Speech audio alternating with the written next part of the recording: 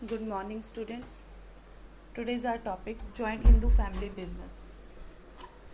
हमने इसका मीनिंग कर लिया था जॉइंट हिंदू फैमिली का, क्योंकि जॉइंट हिंदू फैमिली बिजनेस से पहले हमें अंडरस्टैंड करना ज़रूरी है कि जॉइंट हिंदू फैमिली का क्या मीनिंग होता है। अब सेकंड इसमें टॉपिक आता है school of Hindu law.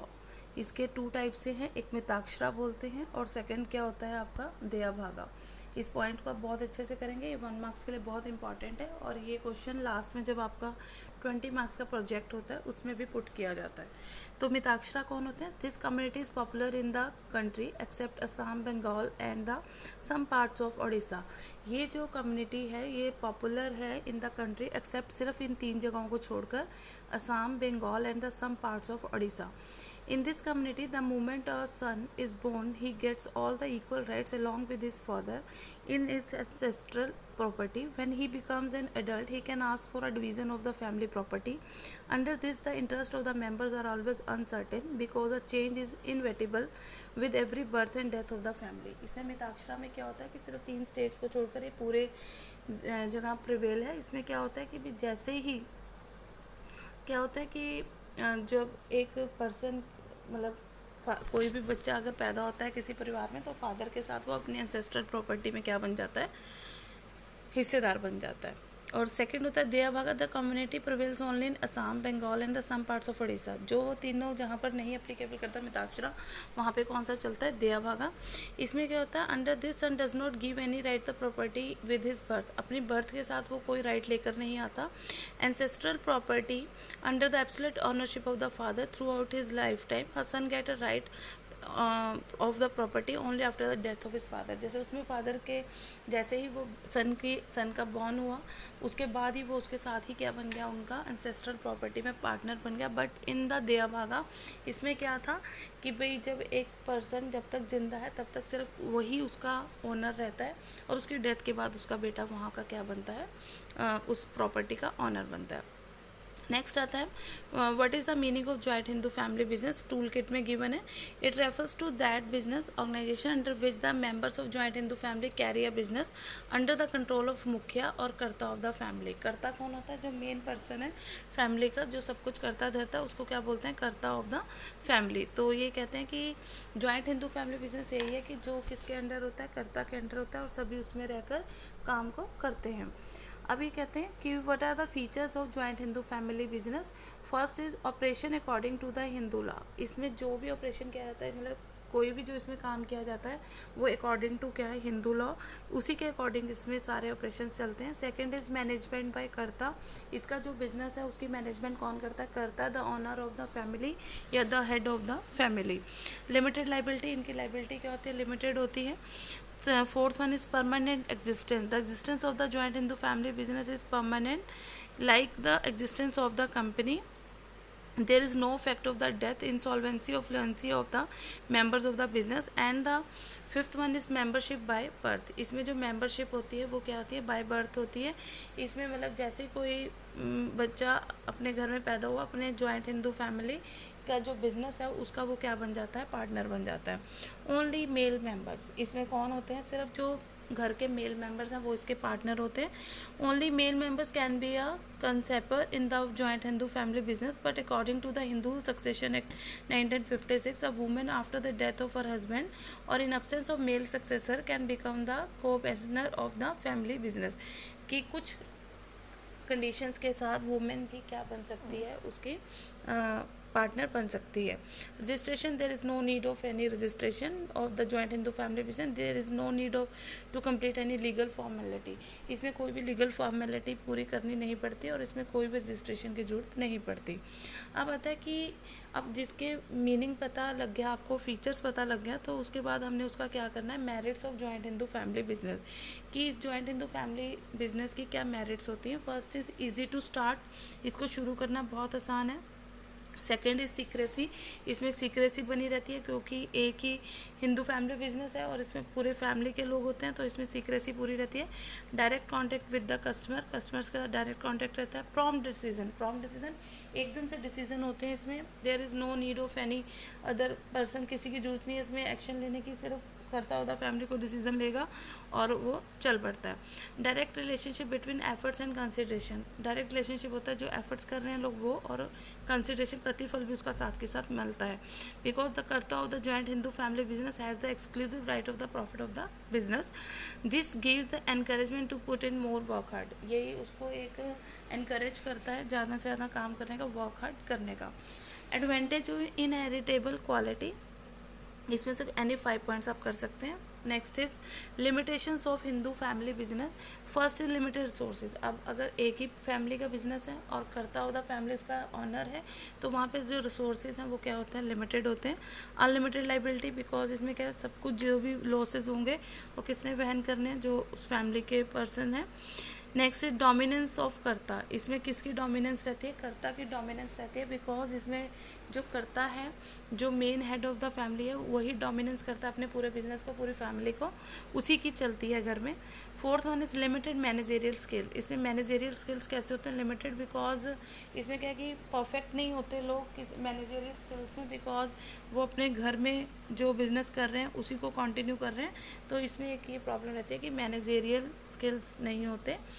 Lack of cooperation from member, some time क्या होता है कि भाई पूरे फैमिली के पर्सन होते हैं तो उसमें कॉपरेशन नहीं रहता, सब अपनी अपनी मर्जी से काम को करते हैं। तो ये तो था joint Hindu family business. Next आता है कोऑपरेटिव सोसाइटीज़ या कोऑपरेटिव ऑर्गेनाइजेशन। ये कोऑपरेटिव सोसाइटी जैसे पिक्चर में देख रहे हो कि कोऑपरेटिव मतलब सबकी कोऑपरेशन से जो सोसाइटी बनती है उसको कौन सी सोसाइटी बोलते हैं, cooperative society. It refers to that voluntary association of person who join together with the motive of welfare of the members.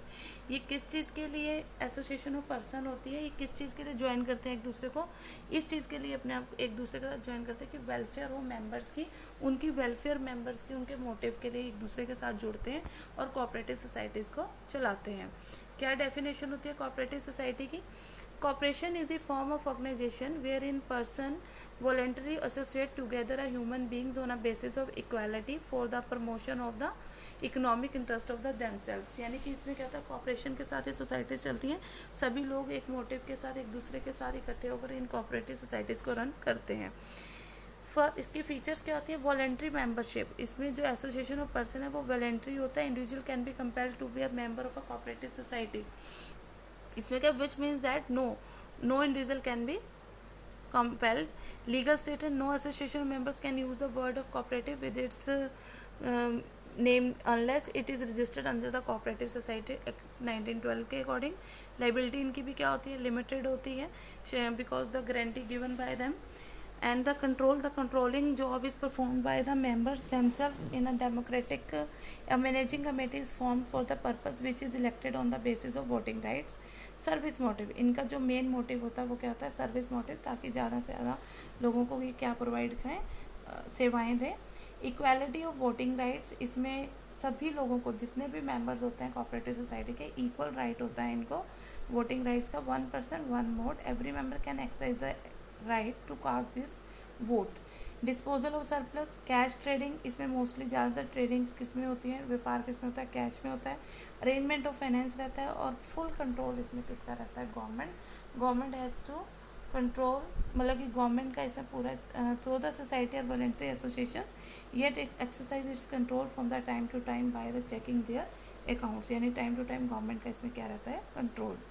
Next आता है फॉर्मेशन और रजिस्ट्रेशन ऑफ कोऑपरेटिव सोसाइटी। इसकी फॉर्मेशन और रजिस्ट्रेशन कैसे होती है, कोऑपरेटिव सोसाइटी की कौन सा एक्ट होता है इसका, इंडियन कोऑपरेटिव सोसाइटी एक्ट कौन सा है, 1912।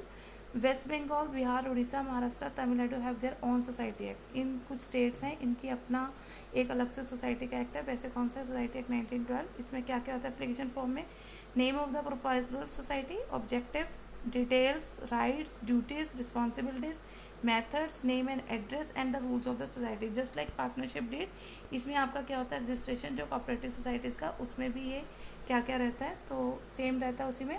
अब इसके ऑफिस बियरर्स कौन होते हैं, कोऑपरेटिव सोसाइटी के प्रेसिडेंट होता है, vice president, secretary and treasurer. ये भी 1 मार्क्स के लिए आप जरूर लर्न करेंगे कि office bearers of cooperative societies कौन कौन है, president, vice president, secretary and the treasurer. अब इन दोनों में आपने डिफरेंस करना है, पार्टनरशिप और कोऑपरेटिव सोसाइटी में। कोऑपरेटिव सोसाइटी का एक्ट कौन सा है, 1912, और पार्टनरशिप एक्ट कौन सा है, 32। इसकी रजिस्ट्रेशन मैंडेटरी है, कोऑपरेटिव सोसाइटी की, पार्टनरशिप की मैंडेटरी नहीं है। Apart from the members, non-members also get benefit from it. It's benefit to confine with the persons. जो partners है सिर्फ उनको मिलेगा, इसमें other को भी मिल सकता है। The main objective is to provide mutual help to those who are incapable doing work single-handed. जो लोग single-handed काम नहीं कर सकते बेसिकली उनके लिए बनती है। It purpose is to business activity. इनकी main activity क्या होती है business की। members कितने होते हैं कोऑपरेटिव सोसाइटी में? Minimum 10, maximum 100। और पार्टनरशिप में मिनिमम कितने होते हैं सबको पता है आपको? 2। कि जब भी दो लोगों ने मिलकर कोई बिजनेस स्टार्ट करना चाहा तो वो किस में होता है? पार्टनरशिप में। और मैक्सिमम कितने होते हैं? 50। अब कुछ टाइप्स हैं कोऑपरेटिव सोसाइटी के, बहुत सारे टाइप्स दिए हुए हैं, आपने इनको सिर्फ नेम्स लर्न करना है। Consumer cooperative society, producer cooperative marketing societies, cooperative credit societies. तो इसमें ये बहुत सारे सोसाइटीज़ हैं कोऑपरेटिव जिनके आपने नेम लर्न करने हैं, सिर्फ इनके नेम लर्न करने हैं आपने, और कुछ नहीं करना। फिर आता है क्या मेरिट्स होती हैं इन कोऑपरेटिव ऑर्गेनाइजेशंस की? Easy formation. इनको शुरू करना क्या है? बहुत ही इजी है। Cooperative society can be formed easily, liability is limited, stability, और इसमें सेपरेट एंटिटी होने की वजह से क्या बनी रहती है? स्टेबिलिटी बनी रहती है। नेक्स्ट इज, इसके आपको 10 पॉइंट्स दिए हुए हैं लेकिन आपने सिर्फ 6 लर्न करने हैं। डेमोक्रेटिक मैनेजमेंट, इसमें जो मैनेजमेंट है वो कैसी होती है? डेमोक्रेटिक होती है।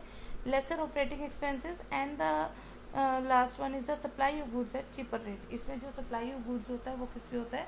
चीपर रेट पे। तो आपने 5th करने के बाद 8th करना है, तो टोटल 6 पॉइंट्स करने हैं। लिमिटेशंस क्या होती हैं कोऑपरेटिव ऑर्गेनाइजेशन की? First is lack of capital. इनके पास कैपिटल की क्या होती है? बहुत कमी होती है। इनकम्पिटेंट मैनेजमेंट तो होती है बट कॉम्पिटेंट नहीं होते, उन्हें एक दूसरे से कोई कॉम्पिटिशन नहीं होता, बस जस्ट लगे हुए हैं, मतलब उनको कंपटीशन की भावना नहीं होती। कैश ट्रेडिंग, इसकी जो मेन एक लिमिटेशन है वो यही है कि अगर ट्रेडिंग कैश में होगी तब आप कोऑपरेटिव सोसाइटीज़ में रन कर सकते हो, अदरवाइज़ नहीं। पॉलिटिकल इंटरफेरेंस इसमें पूरा रहता है कि इसमें जितने भी लोग हैं उनकी क्या रहता है? Political interference. Lack of motivation, इनमें क्या है? मोटिवेशन ये कम देते हैं। And the lack of public confidence also है, बिकॉज लोगों को कॉन्फिडेंस नहीं होता इन कोऑपरेटिव सोसाइटीज़ में और वो इसमें वर्क नहीं करना चाहते। लैक ऑफ सीक्रेसी, यानी कि म्यूचुअल डिस्प्यूट्स भी, कि सीक्रेसी यहाँ पे कम होती है। डिस्प्यूट्स होंगे तो ऑब्वियस है सीक्रेसी वहाँ की नहीं रहेगी। तो इसके अंदर क्या रहते हैं? म्यूचुअल डिस्प्यूट्स भी होते रहते हैं। म्यूचुअल डिस्प्यूट मतलब आपसी झगड़े। ये भी टोटल 8 पॉइंट है, वैसे ये 8 के 8 ईजी हैं, तो इसमें से भी आप एनी 6 लर्न कर लेंगे। Okay, thank you.